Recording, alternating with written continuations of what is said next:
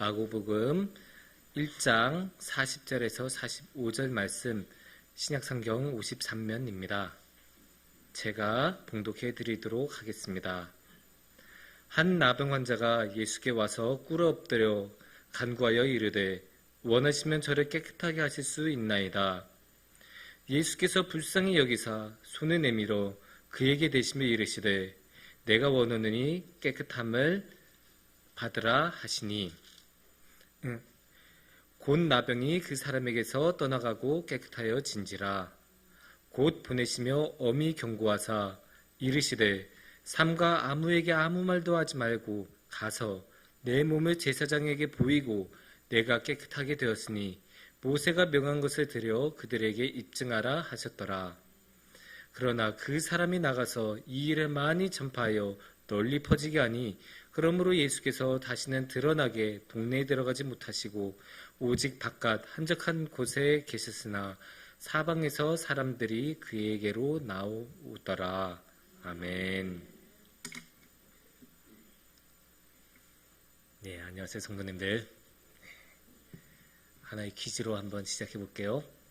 여러분, 카를 레샤크라는 사람 혹시 아십니까? 예, 얼굴들을 보니까 아무래도 모르는 것 같아요. 예, 그 여기서 솔직하게 한 가지 고백해 드릴까요? 이 설교 준비하기 전까지는 저도 몰랐던 사람입니다. 이 사람은 어떤 사람이냐? 근데 우리가 생각한 것보다 훨씬 유명했던 사람이에요. 이 사람은 원래 축구 선수였어요. 스페인의 축구 선수였고 스페인의 명문팀이었던 바르셀로나에서 뛰었던 사람입니다. 그런데 70년대에 뛰어서 우리한테 너무 익숙하지 않은 사람이에요. 근데 이 사람은 그때 열심히 축구하다가 나이가 드니까 은퇴를 하고 나서 코치로 열심히 일하다가 나이가 되니까 코치도 은퇴하고 그 다음에 뭘 했을까요? 스카우트로 일했어요. 딱 온 세계를 돌아다니면서 야, 저 친구 잘하는데 하면 이제 사인 받아오고 저 친구 괜찮은데 하면 발굴해서 팀으로 바르셀로나 팀으로 영입하는 역할을 했어요. 근데 이 사람이 어느 날 이 레샤크가 가다가 야, 13살짜리인데 기가 막히게 공을 차는 친구가 있는 거예요. 그래서 야, 저 친구 데리고 와야겠다 하는데 밑에 있는 스카우트 동료들이 다 반대하는 거예요. 아니, 레샤크 부장님 안 돼요. 아, 왜 안 돼? 잘하는구먼. 아, 안 돼요. 키 봤어요? 키가 너무 작아요. 몸 저렇게 약한 애가 어떻게 프로가 돼요? 막 이제 다 만류하는 거예요. 그리고 이 만류하는 게 그게 틀린 건 아니에요. 왜냐? 어릴 때는 기가 막히게 축구하던 친구들이 성인 무대에서는 그렇게 성공 못하는 친구들이 굉장히 많거든요. 그래서 당연히 레샤크도 굉장히 이제 고민하는 거죠. 어떻게 할까? 그러다가 근데 아무리 생각해봐도 레샤크가 보기에 이 선수는 그저 그런 선수로 끝날 것 같지 않은 거예요. 그래서 그냥 계약해야겠다. 안 되면 뭐 내가 그만두는 거지. 그리고 결정을 내리고 나니까 1초도 아까운 거예요. 그래서 막 달려가고 야, 그 친구 어디 있어? 막 가서 딱 갔는데 식당에서 만났어요. 너무 마음이 급한 거예요. 혹시나 거기서 누가 채갈까 봐 빨리 사인을 받아야겠다. 근데 식당에 무슨 종이 뭐 이런 종이도 없잖아요. 그러니까 어떻게 했냐? 이건 손수건인데 냅킨에 딱 사인을 받았습니다. 이 사인에 어떤 이름이 써있냐면 리오넬 메시라는 이름이 써져 있습니다. 역사상 최고의 축구 선수 메시를 이렇게 영입하게 됐던 것입니다. 이게 굉장하죠? 그 이후로 바르셀로나는 그냥 최고의 선수를 얻은 것만이 아니라 수백 개의 골과 수십 개의 우승을 얻었습니다. 그런데 이 만남은 단지 바르셀로나에만 이득이었던 건 아니에요. 메시가 아까 뭐라고 했어요? 키가 작았다고 했죠? 그냥 키가 작았던 게 아니에요. 메시는 원래 병이 있었어요. 어떤 병이냐? 성장 호르몬 결핍이라는 병이 있었어요. 그래서 의사가 어떻게 진단했냐면 성인이 됐어도 150밖에 안 된다고 했어요. 아니 무슨 프로축구 선수가 150이 돼요. 그거는 아무리 축구를 잘해도 안 돼요. 그러니까 스카우트들이 다 안 된다고 만류한 것도 당연한 일이에요. 그런데 바르셀로나가 여기서 어떻게 했냐? 메시에게 매일 성장주사를 맞을 수 있게 해줬어요. 성장주사를 맞을 수 있는데 그거 매일 맞으면 한 달에 150만 원이에요. 그것도. 근데 그거를 바르셀로나가 전액 다 대준 거예요. 그 덕분에 우리는 메시라는 역사상 최고의 선수를 만날 수 있게 되었죠. 아니면 아예 그 선수 데뷔도 못했을 거예요. 그러니까 이 만남이란 거는 바르셀로나에게도 이득이었고 메시에게도 이득이었고 우리에게도 축구 역사를 바꾸는 것을 볼 수 있는 크나큰 행운이 왔었죠. 이처럼 만남은 중요합니다. 어떠한 만남이 삶을 어떻게 바꿀지, 역사를 어떻게 바꿀지 모르는 거예요. 그만큼 만남은 너무 중요해요. 우리가 누구를 만나느냐, 만나서 무엇을 하느냐 달라지죠. 그러면 우리 삶에 있어서 최고의 만남은 무엇일까요? 그렇죠. 예수님이죠. 너무 정해진 대답이에요. 예수님. 무조건 예수님이에요. 자다가도 예수님이에요. 질문은 못 들어도 예수님이에요. 근데 이렇게 예수님이라고 대답하는 이 믿음은 너무나 귀하고 좋지만 그러다 보면 한 가지 단점이 있죠. 왜 예수님이지? 예수님을 만나서 뭐가 좋았지? 예수님 만나는 건 무엇이지? 잘 모르고 일단 예수님부터 대답하게 되는 거예요. 그러니까 이 시간에는 그렇게 하지 말고 한번 생각해 보자고요. 예수님을 만난다는 것은 무엇인지, 예수님과 만난다는 게 어떤 의미를 갖는지 오늘의 말씀을 통해서 한번 같이 나눠봤으면 좋겠습니다. 오늘의 말씀은 어떤 말씀이었나요? 마가복음 1장이에요. 예수님은 평생 많은 사람들을 만나셨고 성경에는 그런 만남으로 가득 차 있죠. 그 중에서 누구를 오늘의 말씀에서 만났습니까? 나병 환자를 만나셨어요. 나병 환자를 만나셔서 어떻게 말씀하시냐? 40절을 보면 이야기가 이렇게 전개가 돼요. 40절에서는 한 나병 환자가 와서 간구합니다. 저 깨끗해지기를 원합니다. 그러니까 예수님 뭐라고 대답하십니까? 41절을 보면 그래 내가 너 깨끗해지기를 원한다. 그리고 42절에 그래 그래서 완전히 깨끗해집니다. 아멘이죠. 정말로 예수님께서 말씀하시자마자 그 효과가 일어났어요. 기적이죠. 어떻게 그렇게 병이 순식간에 났습니까? 그래서 이 나병 환자는 기적을 체험하고 예수님을 만난 덕분에 자신의 병에서 자유로워졌습니다. 근데 여기까지만 하면 너무나 표면적인 것만 보는 거예요. 더 중요한 게 있어요. 이 나병에서 나오면서 이 나병 환자는 하나님을 만난 거예요. 우리가 생각해야 되는 게 있어요. 우리한테 나병은 뭐예요? 그냥 병이죠. 본질적으로는 나병이나 감기나 다를 게 없어요. 수준의 차이만 있고 부위의 차이만 있지 똑같이 병이에요. 세균 걸리고 바이러스 침투하고 어쩌고저쩌고 해서 병 걸리는 거. 그게 우리한테 병이잖아요. 그런데 옛날에는 달랐어요. 이 시대, 성경의 시대, 예수님의 시대에서는 나병을 어떻게 생각했냐면 하나님의 벌이었어요. 네가 그렇게 죄를 지었으니까 하나님이 벌로 나병을 주신 거야. 그래서 나병을 걸렸던 건 하나님한테 벌을 받고 하나님한테 버림을 받은 거였어요. 그렇게 나병이라는 하나님으로부터 버림을 받았던 사람이 나병에서 나왔으면 이제 어떻게 된 거예요? 하나님으로부터 더 이상 버림을 안 받은 게 된 거죠. 어떤 뜻입니까? 예수님께서는 만나주시면서 이 사람의 병을 없애주시고 동시에 이 사람의 죄를 없애주셨다는 뜻이에요. 그 죄를 없애주시니까 하나님과 사람 사이에 이 막힌 것, 이 죄를 없애주신 거고 그러니까 이 나병 환자는 다시 하나님을 만날 수 있는 거예요. 여기서 조금 더 자세히 한번 보자면 44절의 뒷부분을 보면 이런 말씀이 나와요. 뒷부분에 모세가 명한 것을 들여 그들에게 입증하라 하셨더라. 여기서 모세 한번 동그라미 쳐볼게요. 모세. 갑자기 왜 모세가 명한 것이 나올까요? 모세가 명했다는 것은 결국 율법이라는 말이에요. 모세가 말했다 하면 그냥 율법이다라고 생각하시면 돼요. 율법, 특히 모세 오경, 창세기부터 신명기까지 그 말씀. 그 중에 어떤 말씀이 나올까? 레위기 14장 2절 말씀을 보면 이런 식으로 나옵니다. 레위기 14장 2절에 나병 환자가 정결하게 되는 날의 규례는 이러하니 곧 그 사람을 제사장에게로 데려갈 것이요 라고 나옵니다. 그러니까 지금 이 사람이 나병에서 나았잖아요. 그러면 제사장한테 가서 검사받아야 돼요. 그 말씀 그대로 따라하는 거예요. 성경에 나온 대로 율법에서 전한 대로.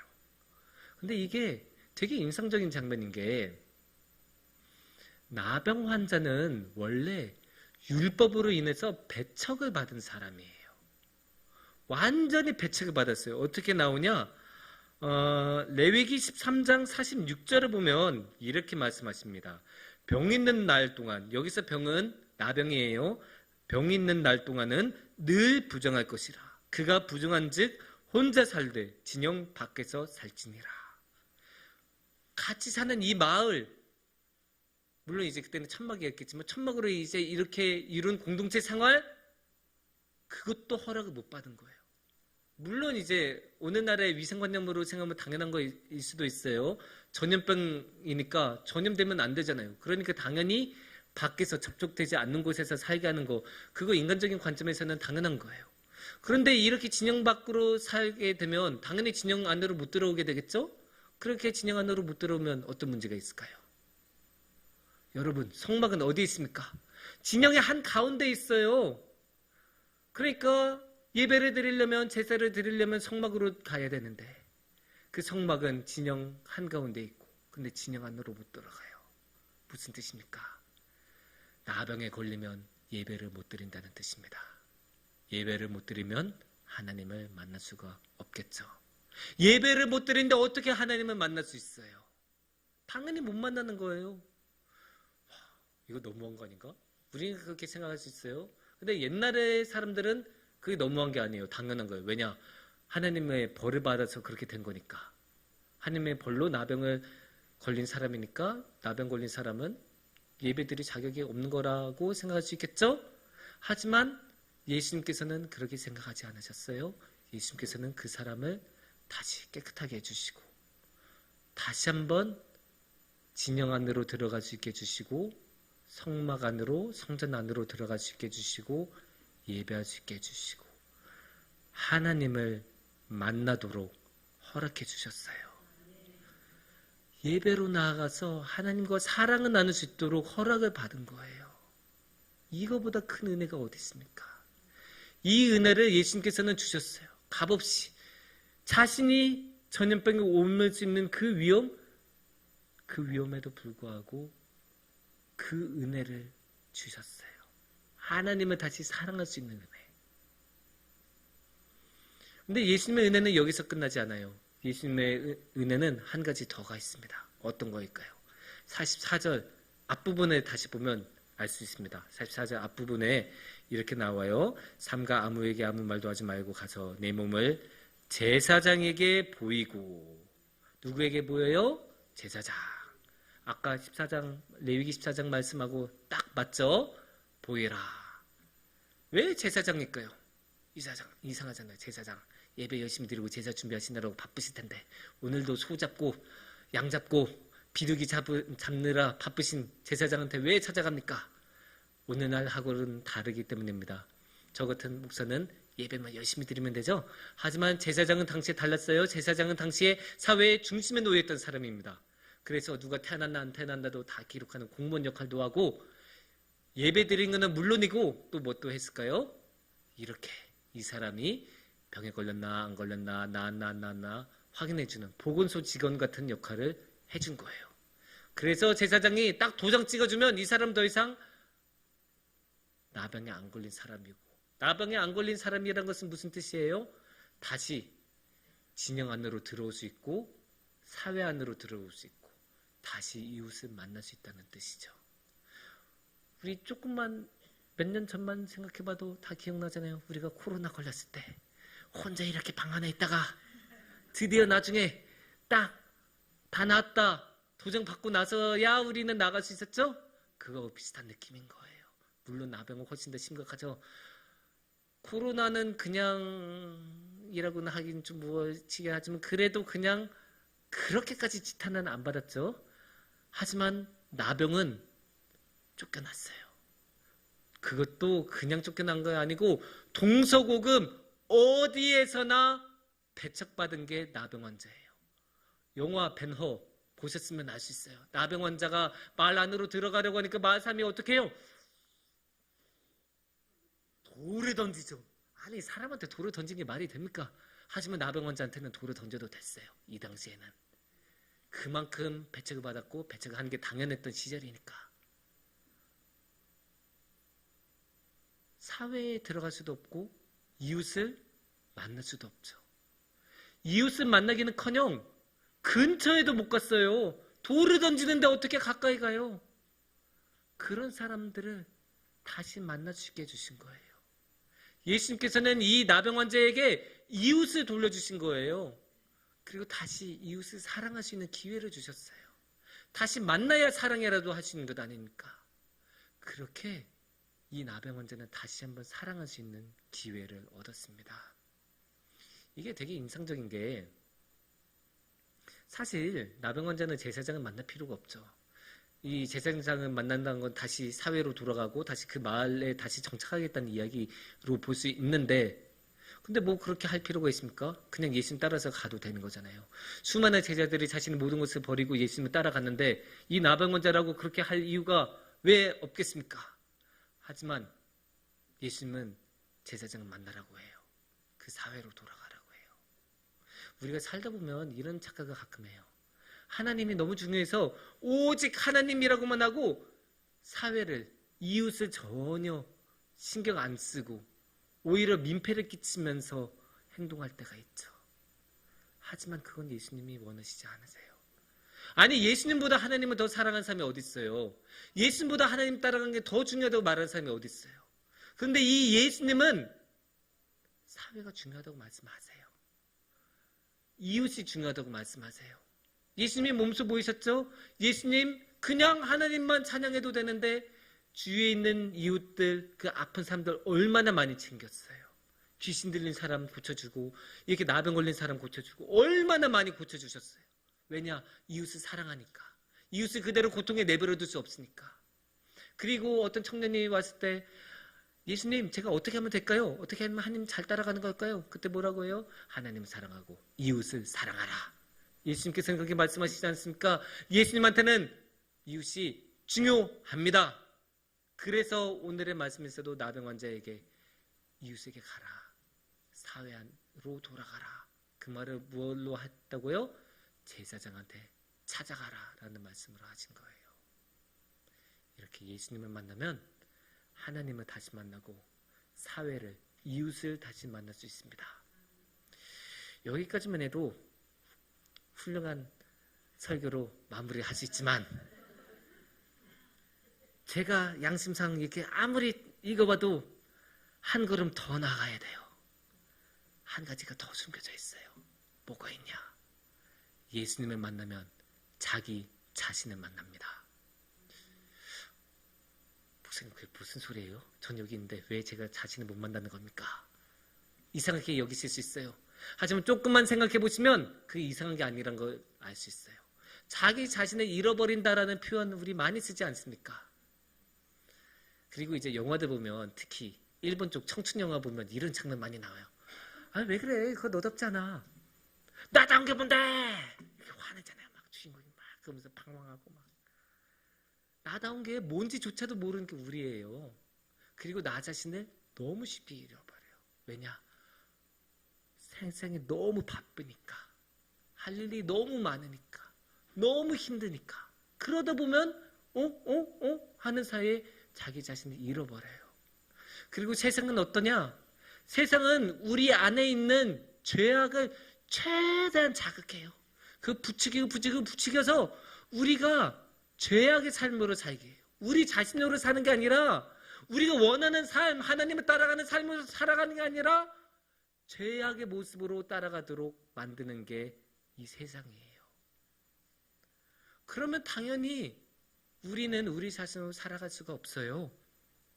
하지만 우리는 예수님을 만날 때 비로소 죄에서 벗어나고 우리 자신으로 살아갈 수 있습니다. 오늘의 말씀 40절에도 봐도 그래요. 40절에서 어떻게 나오냐? 40절에 보면 이렇게 이야기를 하십니다. 간구하여 이르되, 그러니까 나병 환자가 간구하여 이르되죠. 원하시면 저를 깨끗하게 하실 수 있나이다. 그러니까 나병 환자가 자기가 자신을 보기에도 어떤 거예요?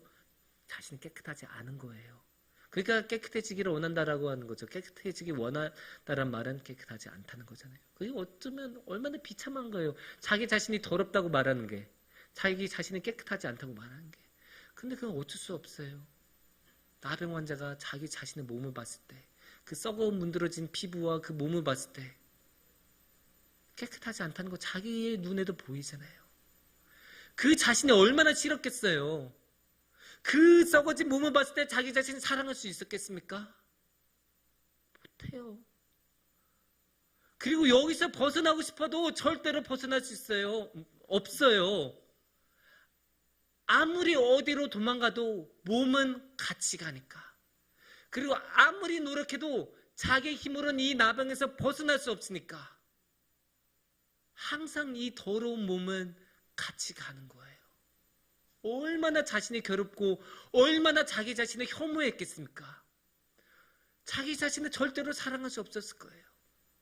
하지만 이 나병 환자가 예수님을 만나자 이 나병에서 자유로워져요. 자신이 그토록 혐오하던 자신에서 벗어날 수 있게 되고 드디어 자신을 사랑할 수 있게 돼요. 드디어 진정한 자신을 만날 수 있게 되고 하나님께서 창조하셨던 자신을 만날 수 있어요. 그러자 비로소 이 사람은 스스로 사랑할 수 있게 되는 거예요. 진정한 자신을 만났으니까. 사랑하는 성도님들, 예수님을 만나면 하나님을 만나고 이웃을 만나고 자기 자신을 만날 수 있습니다. 그리고 예수님은 이러한 만남을 통해서 우리가 사랑할 수 있는 기회를 주십니다. 이 사랑은 너무나 소중하고 귀합니다. 이보다 귀한 게 있나 싶을 정도로 이 사랑은 너무나 귀합니다.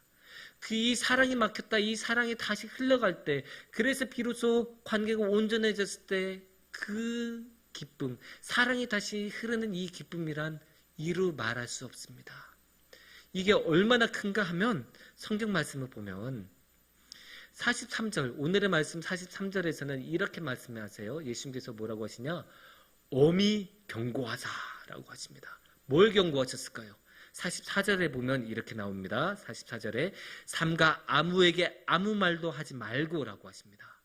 예수님께서 조용히 해, 말하지 마, 이렇게 말씀하셨는데 어떻게 했을까요? 이 사람은 45절에 결과로 나옵니다. 결과를 볼 수 있죠. 그러나 그 사람이 나가서 이 일을 많이 전파하여 널리 퍼지게. 예수께서 조용히 했는데 들었어요? 전혀 안 들었죠. 말을 안 할 수가 없었던 거예요. 이 기쁨이 너무 크니까. 다시 나았다는 이 기쁨, 다시 사랑할 수 있다는 이 기쁨이 너무 크니까 주님이 주신 그 사랑을 가지고 나아가는 거예요. 우리도 예수님을 만나지 않았습니까? 우리 안에도 이 사랑이 있지 않습니까? 그래서 우리도 이 사랑 가지고 나아가기 원합니다. 이 기쁨을 가지고 나아가기 원합니다. 우리의 사랑하는 가족에게, 우리의 이웃에게, 그리고 저기 저 멀리 인도네시아의 발리 땅에 가서 이 기쁨을, 이 사랑을 함께 나누고 주님의 사랑을 함께 나누는 그 큰 복을 누리시는 우리 성도님들이 되시기를 축원합니다.